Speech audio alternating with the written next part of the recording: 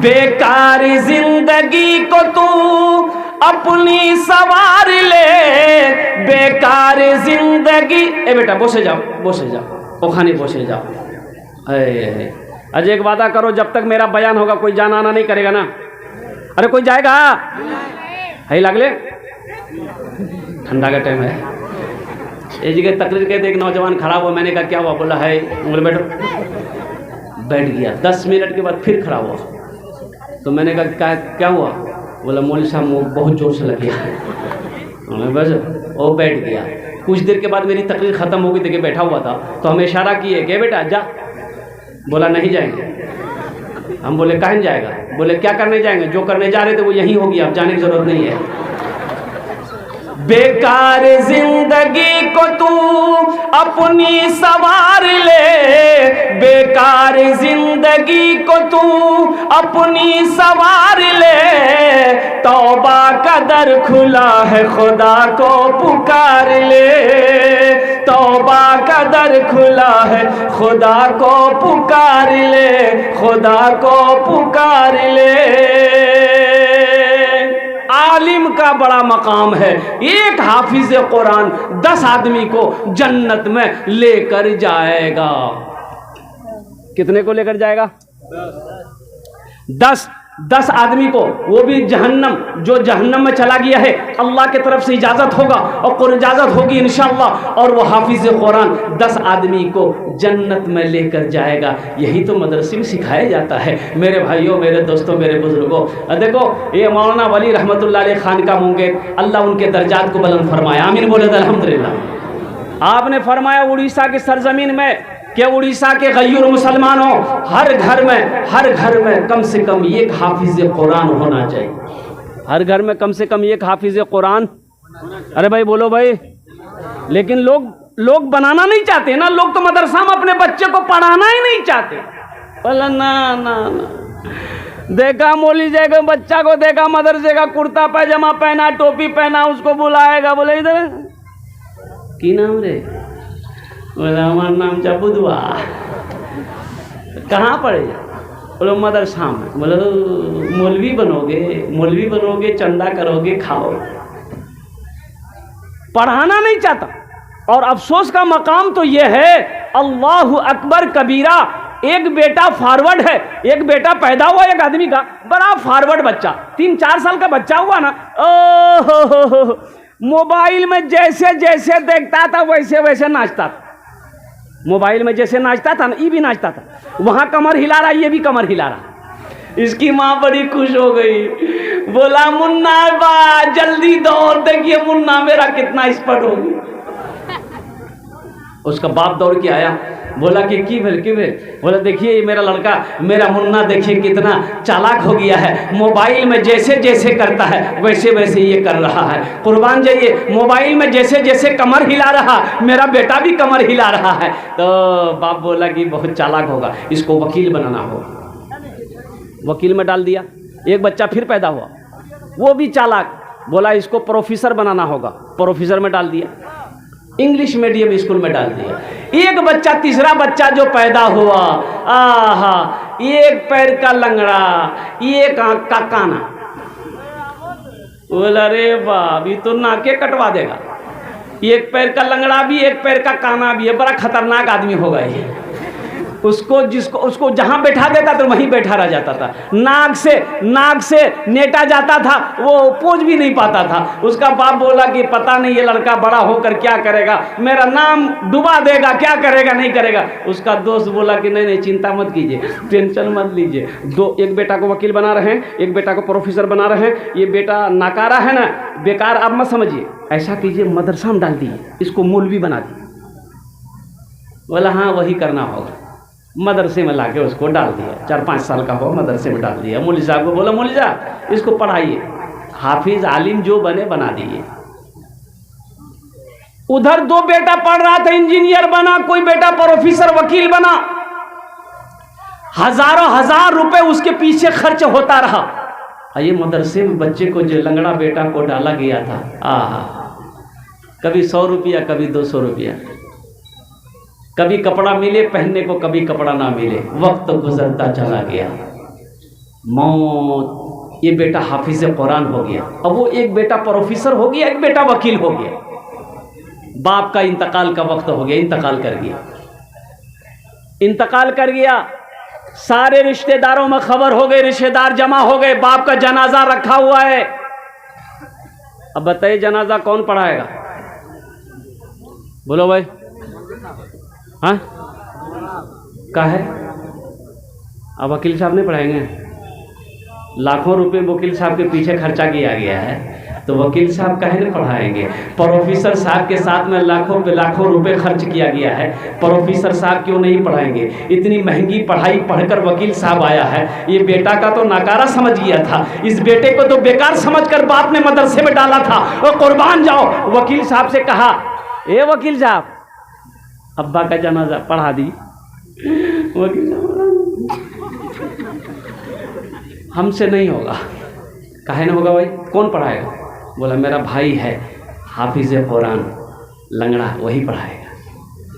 हजारों के मजमे को चीरता हुआ वही लंगड़ा बेटा जिसको बेकार समझकर मदरसे में डाला गया था, बेकार समझकर मदरसे में आलिम हाफिज बनाया गया था, हजारों के मजमे को चीरता हुआ आगे बढ़ता है, अपने बाप के जनाजे की नमाज पढ़ाता है। तो मुझे ईमानदारी से बताओ, कौन बेटा काम आया? वकील काम आया कि लंगड़ा बेटा हाफिज कुरान काम आया?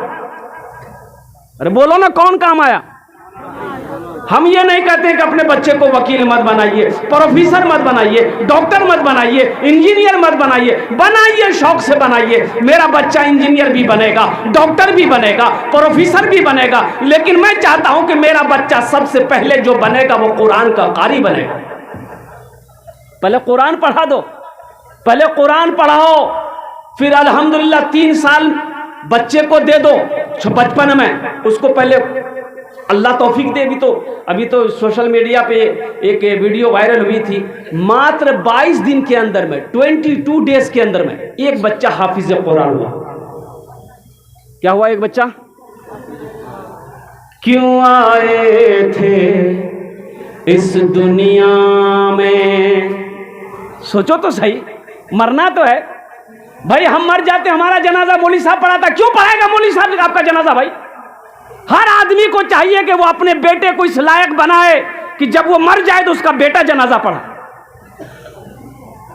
हम मौलवी साहब का इंतजार क्यों करेंगे कि मुफ्ती साहब आएंगे वो जनाजा पढ़ाएंगे, मौलाना साहब आएंगे वो जनाजा पढ़ाएंगे? आपने अपने बेटे को इस लायक क्यों नहीं बनाया कि जब आपकी मौत हो तो आपका बेटा आपकी जनाजे की नमाज पढ़ाए? हक तो उसका है।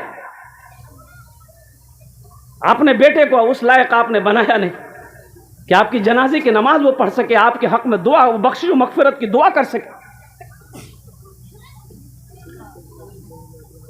क्यों आए थे इस दुनिया में, जाना है मालूम नहीं। क्यों आए थे इस दुनिया में, जाना है मालूम नहीं। सामाने सफर सब ठीक करो, कब होगा सफर मालूम नहीं। क्यों आए थे इस दुनिया में, जाना है मालूम नहीं।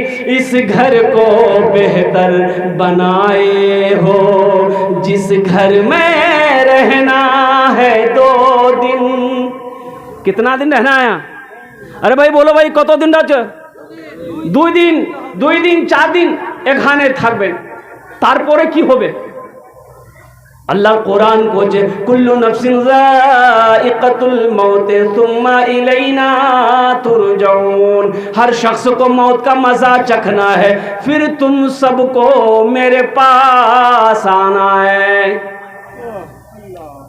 ढेर चालाकी काज करबे ना, ওখানে চালাকি কাজ করবে না।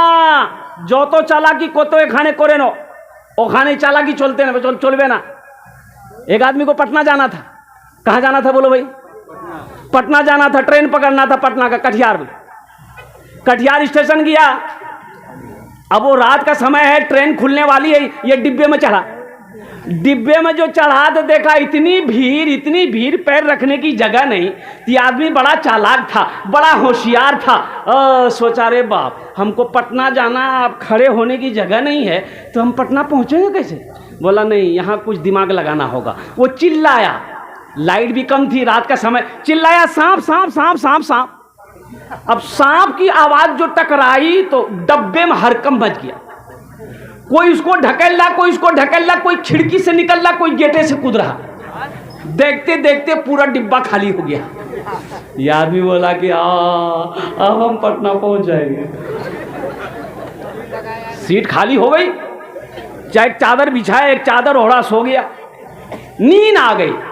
सुबह हो गई तो चाय वाला स्टेशन में चाय भेजता ना भाई, अरे बोलिए ना, चाय ले लो, चाय ले लो, चाय पी लो।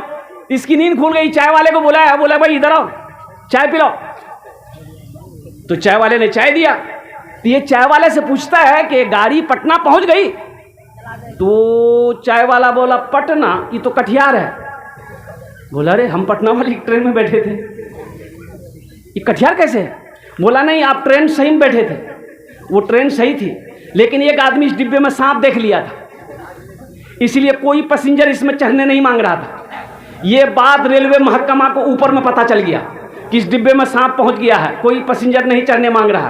तो ऊपर से ऑर्डर दिया कि इस डिब्बे को छांट के कटिहार में छोड़ दो, बाकी डिब्बा लेकर पटना चले जाओ।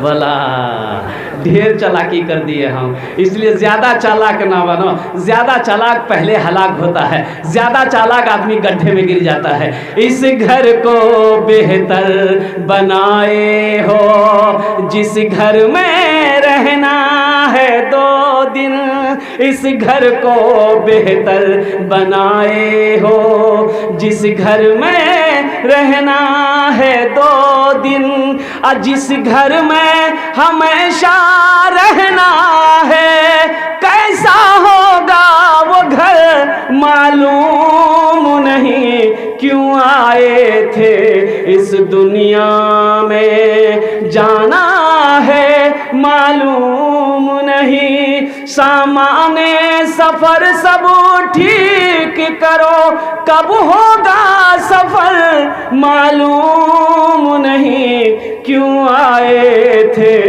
इस दुनिया में।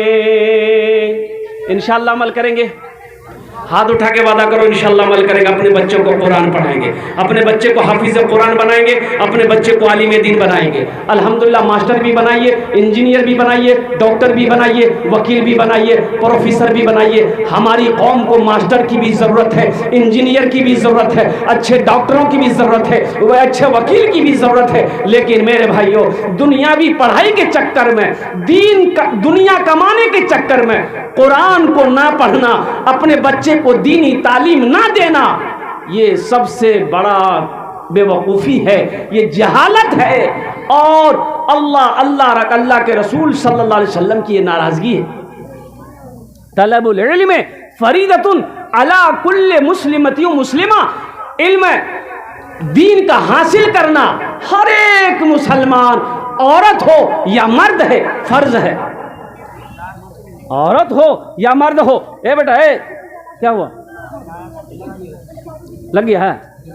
जा जा जा जा जा रहे, जल्दी रहे, एक खाने को रे दिवेंद्र।